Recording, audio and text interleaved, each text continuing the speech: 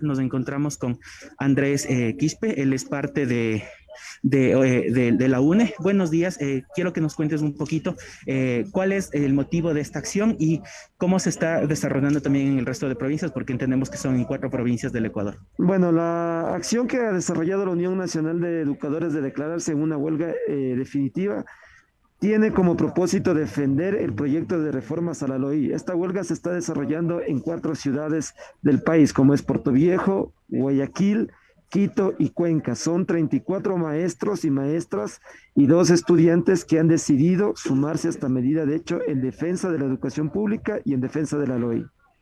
¿Ya? ¿Por qué esta medida? ¿Por qué esta última instancia? ¿Ha habido diálogos con el gobierno? Entendemos que apenas son 2 meses en las que hay un nuevo gobierno en el Ecuador. ¿Por qué se ha tomado esta medida? Bueno, el proyecto de reforma a la LOI que estamos defendiendo es un proyecto que surgió hace 12 años atrás. En el gobierno que finalizó se logró aprobar a través de la Asamblea Nacional. Llega el nuevo gobierno, nosotros entregamos un oficio para debatir estos problemas educativos el 2 de junio y el 10 de junio recibimos una respuesta en que se archiva ese pedido. Y la respuesta que obtenemos es que el 28 y 29 de junio el presidente manda a sus abogados, manda al secretario jurídico de la presidencia a solicitarle a la Corte Constitucional en audiencia pública que tiene que declararse inconstitucional el proyecto de la LOI. ¿Qué significa que se declare inconstitucional? Que, por ejemplo, los espacios educativos no tendrán una norma que enfrenten la violencia, todo tipo de violencia y el acoso, en que no se pueda garantizar el 6% del Producto Interno Bruto para la educación, en que no se cambie el bachillerato, porque la LOI establece un nuevo bachillerato, reconoce la necesidad de un currículo para la educación inicial, el reintegro de los maestros destituidos y la equiparación salarial, es decir, recuperar algunos derechos. ¿Qué implica esto también para la educación? Entendemos que hay algunos, justo estos artículos que implican también garantía de derechos, pero también, ¿qué implicaría que justo se declare la inconstitucionalidad?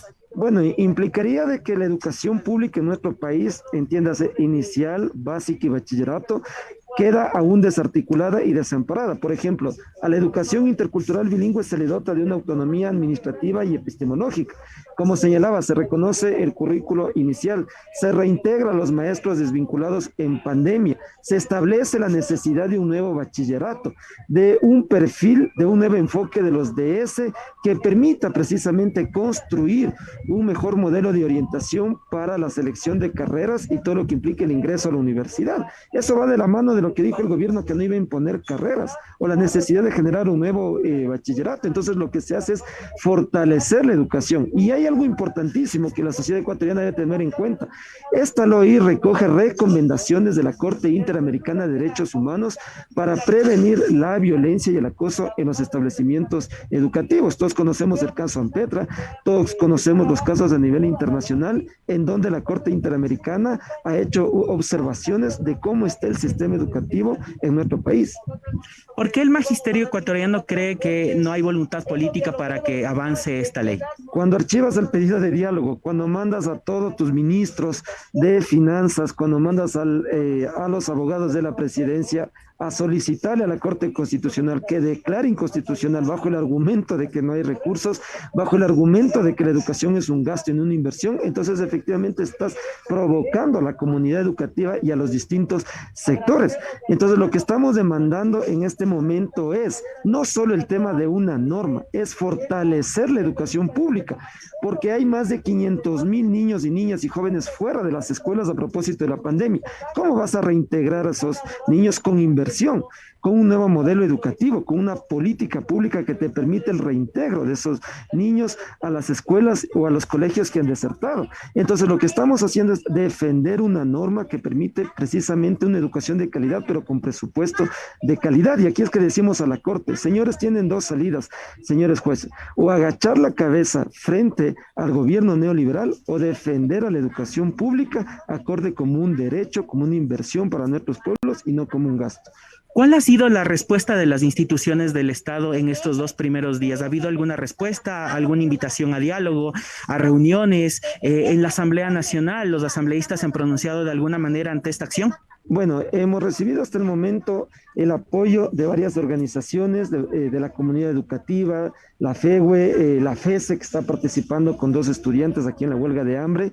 Hemos recibido también el apoyo de comisiones de la Asamblea, como es Manuel Medina, presidente de la Comisión de Educación, Fernando Cabascango, presidente de la Comisión de Derechos Humanos de la Asamblea Nacional, de la propia presidenta de la Asamblea Nacional. En este momento nos acompaña la Defensoría del Pueblo. Hemos recibido apoyo de organizaciones de derechos humanos, entre otros sectores más. Es decir, es una huelga que está integrando incluso a comités de padres de familia y a otros sectores de la comunidad educativa que conocen que defender la LOI significa precisamente mejorar la educación pública, porque no estamos hablando de un alza salarial, sino de equiparación salarial que no se produjo a partir del año 2016. Uh-huh. ¿Alguna respuesta por parte del Ministerio de Educación? El Ministerio de Educación ha convocado hoy en la tarde a presentar sus ejes educativos y sus políticas. Y le decimos a la ministra María Brown, no hay ejes educativos, no hay política educativa si es que se declara inconstitucional la LOI, porque ahí se establece cómo se debe reabrir las escuelas. Ahí se establece cuál debería ser el enfoque del nuevo bachillerato y de los departamentos de ese. Ahí se establece en la LOI que los saldos no devengados en el año lectivo tendrán que pasar al siguiente año fiscal. Es decir, se trata entonces de fortalecer la educación pública y no tiene que ser un diálogo de sordos en donde te dicen o acoges la política que quiero o te reprimo. Por ahí no va el proceso educativo, presidente, señores de la Corte Constitucional y ministros. Defender la educación pública significa precisamente convocar y dialogar con todos los actores de la educación. Para finalizar, coméntenos un poco de cuál es la situación de la educación y de los trabajadores y trabajadoras de la educación en esta pandemia. ¿Cómo se vivió? ¿Cuán difícil ha sido justo la labor de los trabajadores que trabajan por educar a los ecuatorianos y ecuatorianas? Bueno, hay varias ya investigaciones de las universidades donde queda claro que el tiempo en casa se está transformando en tiempo trabajo. Es decir, los docentes estamos trabajando más allá de la jornada laboral y lo estamos haciendo de buena manera porque entendemos que la educación es un derecho. Se nos recortó el salario en plena pandemia, se recortaron 900 millones en plena pandemia, es decir, la educación ha vivido todo un proceso de desarticulación. Fruto de eso, más de 500,000 niños han abandonado las aulas.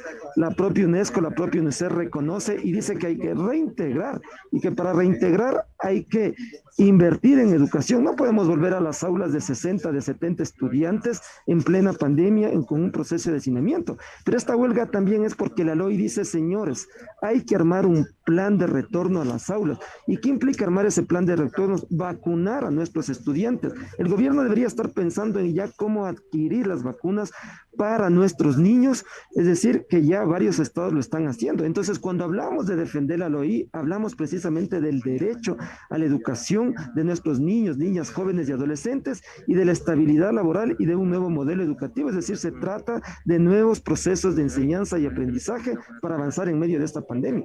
¿Hasta cuándo va a avanzar la huelga? Esta huelga es indefinida. Esta huelga es por la educación pública. En este momento están 34 maestros. Para este jueves 16 preparamos una jornada de movilización a nivel nacional y el gobierno será el único responsable por estar buscando ordenar a la Corte Constitucional que se declare inconstitucional la LOI.